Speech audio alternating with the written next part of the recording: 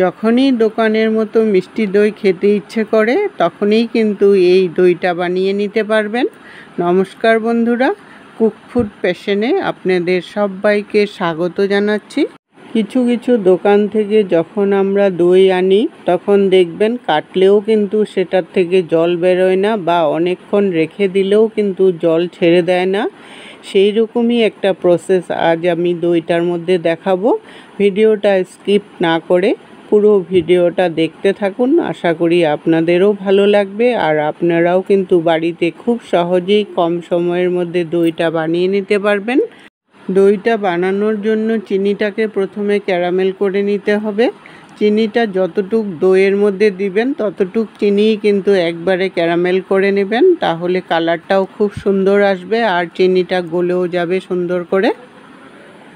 আমি আধা লিটার দুধের আন্দাজে চিনিটাকে দিলাম, আর 1 চামচ ঘি দিয়ে দিলাম। ঘি দিলে দইটার মধ্যে সুন্দর একটা ঘিয়েরও ফ্লেভার হবে, আর ক্যারামেলের কালারটাও কিন্তু খুব সুন্দর হবে। ক্যারামেলটা করতে গিয়ে চিনিটা তখন নিচে লেগেও যাবে না। চিনি আর ঘিটাকে একদম লো ফ্লেমে রেখে চিনিটা যখন আস্তে আস্তে গলতে শুরু করলো, একটু কালার চলে আসতে শুরু করলো, তখনই খন্তাটা দিয়ে একটু নাড়িয়ে দিবেন। নাড়িয়ে বাকি চিনিটাকেও গলিয়ে একটু নেড়ে দিতে হবে। চিনিটা যখন পুরোপুরিভাবে গলে গেল তারপরেও আরও কিছুটা সময় একটু ফুটিয়ে নিতে হবে চিনিটাকে, তাহলে চিনিটার কালারটাও খুব সুন্দর হবে আর ঘনও হয়ে আসবে। তখন দুধটাকে দিয়ে দিলাম। এটা আমুল তাজা দুধ, আগের থেকে জাল দিয়ে ঘন করে নিয়েছিলাম। আমুল তাজা দিয়ে দই বানাবেন, দইটা কিন্তু খুব ভালো হয়। দুধটার সাথে চিনিটা নাড়তে নাড়তেই কিন্তু চিনিটা একদম গলে যায়। এমনিতে যদি চিনি ক্যারামেল করা হয় তখন নিচে কিন্তু অনেক সময় পর্যন্ত লেগে থাকে, নাড়তে নাড়তে অনেক টাইম লাগে এটা গলতে।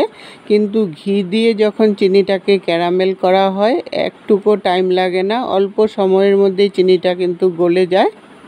চিনিটা গলে যাওয়ার পরও কিন্তু দুধটা কিছুটা সময় ফুটিয়ে নেবেন, তাহলে দুধটা আরেকটু ঘন হবে। আরেকটু ঘন হলে দইটাও কিন্তু খুব ভালো করে বসবে।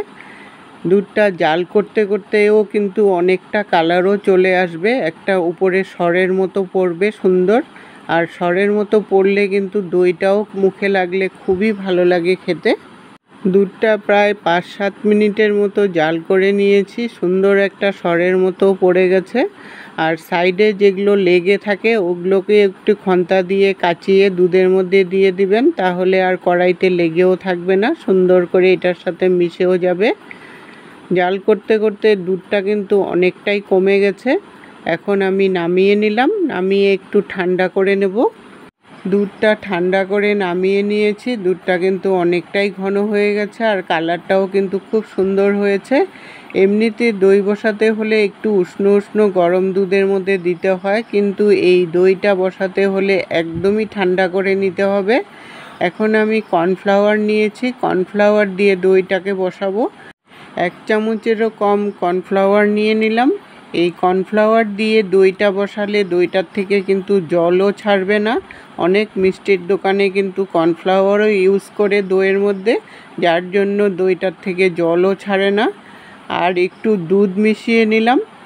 দুধ মিশিয়ে নিয়ে কর্নফ্লাওয়ারটা এখন ভালো করে গুলে নিতে হবে, যাতে কর্নফ্লাওয়ারটার কোনো চাক্কা বা দানাও না থাকে, সেরকমভাবে গুলে নিতে হবে। গুলিয়ে নিয়ে তারপর দুধের মধ্যে ভালো করে মিশিয়ে দিতে হবে। এটা এইভাবে করে দই বানিয়ে বাড়িতে একবার হলেও আপনারা ট্রাই করে দেখুন, খুবই টেস্টি হয় দইটা খেতে।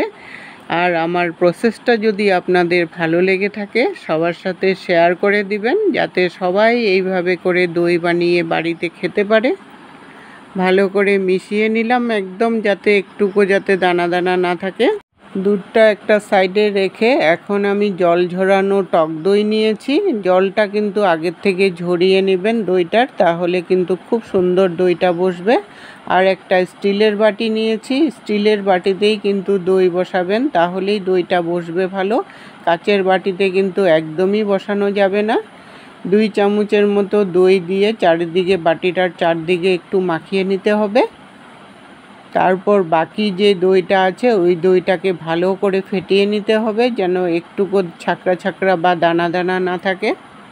দইটা কিন্তু অবশ্যই ফেটিয়ে দিবেন, তাহলে দুধের সাথে ভালো করে মিশবে, না হলে দানা দানা বা ছাকড়া ছাকড়া উপরে উঠে আসবে। দইটা যদি ফেটানো হয় ভালো করে তাহলে দুধের সাথে খুব সহজেই মিশে যায়। দইটাকে ফেটিয়ে একদম ক্রিমের মতো করে নিলাম, তারপর দুধের মধ্যে ভালো করে মিশিয়ে দিতে হবে। এখন দইটা দিয়ে এখন দুধটা কিন্তু ভালো করে ফেটাতে হবে, যাতে দইটা ভালো করে দুধের সাথে মিশে যায়। ফেটিয়ে নিয়ে তারপর বাটিটার মধ্যে ঢেলে দিলাম।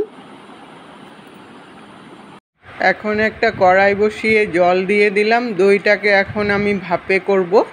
তার উপরে একটা বাসনের স্ট্যান্ড দিয়ে দিলাম। বাসনের স্ট্যান্ডটা দিয়ে দইয়ের বাটিটা বসিয়ে একটা ঢাকনা লাগিয়ে দিবেন, যাতে জল ঢুকে না যায়। তার উপরে আরেকটা ঢাকনা লাগিয়ে 10 থেকে 15 মিনিট বয়েল করব। ঘড়ি দেখে 15 মিনিট মতো বয়েল করে নিয়েছি মিডিয়াম আঁচে রেখে।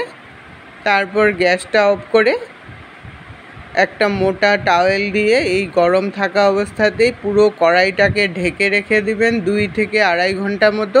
তাহলেই কিন্তু দইটা সুন্দর করে বসে যাবে।